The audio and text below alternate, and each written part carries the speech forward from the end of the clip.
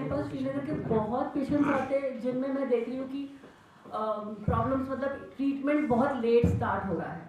तो वो let start होने के लिए क्या क्या हम कर सकते हैं ताकि वो हम प्रेगनेंसी के लिए चांसेस बढ़ा दें। एक तो शादी की जो एज है पेशेंट्स की, लड़कियों की, वो थोड़ी सी ज़्यादा बढ़ती जा रही है। इट्स नॉट, हाँ, नथिंग रॉन्ग, उसमें कोई कमी नहीं है, गलत नहीं है। पर सबसे बड़ी गलती जो हो रही है आजकल की, अगर एज 30 ईयर्स से क्रॉस हो रही है तो तब भी हम अपने बेसिक फर्टिलिटी टेस्ट नहीं करवाती लेडीज। तो वो सबसे इम्पॉर्टेंट है कि अगर आपकी एज 27 पार हो गई है, 27 के बाद साल में एक बार फर्टिलिटी टेस्ट करवाना बहुत जरूरी है लेडीज को। बिकॉज व्हाट इज हैपनिंग कि लेडीज की एजिंग जल्दी होती है। After the age of 35 pregnancy के जो चांसेस नेचुरली, अगर या नेचुरली या किसी भी तरीके से अगर 40-50% है, वही अगर 35 के बाद चले जाओगे तो डेफिनेटली टाइम बढ़ता जा रहा है, the success rate of pregnancy कम होती जाती है। तो सबसे इम्पॉर्टेंट चीज़ है कि आप अपना 27 के बाद, मैरिज की जरूरत नहीं है, कोई प्रॉब्लम नहीं है। If you don't get mister right, नहीं मिल रहा, हमें नहीं लग रहा कि हमें उससे शादी करनी है, तो कॉम्प्रोमाइज़ करने की जरूरत नहीं है। लेकिन और प्लस कैरियर गर्ल्स का इज़ वेरी इंपॉर्टेंट। आजकल ऑल द गर्ल्स इंडिपेंडेंट होना चाहती है, जो भी बहुत अच्छी बात है, लेकिन उसके साथ साथ अपना फर्टिलिटी चेक करना बहुत इंपॉर्टेंट है। 27 के बाद सिर्फ 2 टेस्ट है जिससे हमें मालूम पड़ जाता है कि फर्टिलिटी ठीक है कि नहीं ठीक है। One test is AMH, that is called as anti Mullerian hormone. क्या होता है, जब एक लेडी बॉर्न होती है तो वो एक फिक्स few 100 फर्टाइल एग्स के साथ बॉर्न होती है।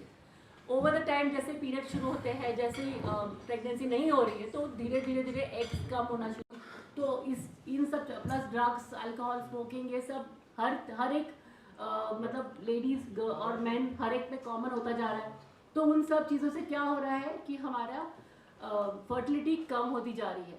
दोनों की, हस्बैंड और वाइफ, या लड़का या लड़की, दोनों की ही फर्टिलिटी कम होती जा रही है। तो हमें सही टाइम पे एक्ट करना सबसे इम्पॉर्टेंट है। तो ये बात मैं फर्टिलिटी प्रिजर्वेशन या राइट टाइम पे ट्रीटमेंट लेना, ये सबसे इम्पॉर्टेंट है। ना कि टाइम वेस्ट करो। टाइम वेस्ट करने से हमेशा पेशेंट्स मतलब आई फील वेरी सॉरी जब हम पेशेंट्स को ये बोलते हैं कि नहीं, आपके अपने एग्स नहीं बन रहे, हमें अंडा बाहर से लेना पड़ेगा। See any girl has that full biological right है उसको कि अपने मेरा बायोलॉजिकल चाइल्ड मेरा अपना हो। तो वो उसके लिए प्लीज़ अपना राइट टाइम पे ट्रीटमेंट करवाए, वो बहुत इंपॉर्टेंट है। दूसरी चीज़, मेल इनफर्टिलिटी, मतलब आई फील कि दिस थिंग की पूरे इंडिया के पूरे वर्ल्ड में एक वो कंसेप्ट है कि शायद प्रॉब्लम फीमेल में ही होगी, लेकिन ऐसा नहीं होता। 50% मेल्स में प्रॉब्लम होती है अगर प्रेगनेंसी करनी है, 50% फीमेल्स में प्रॉब्लम होती है।